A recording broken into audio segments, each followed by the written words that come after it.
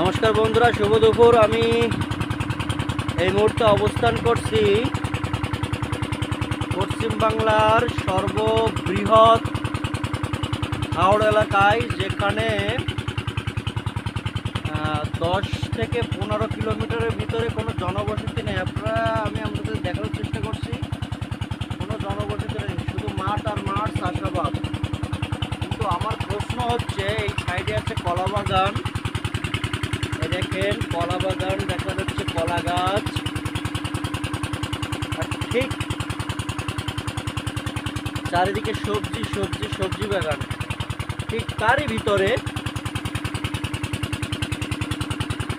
ঠিক সেই কলা বাগানের ভিতরে এরকম একটা, দেখুন এইরকম একটা বাসা দেখার কি যুক্তি আছে?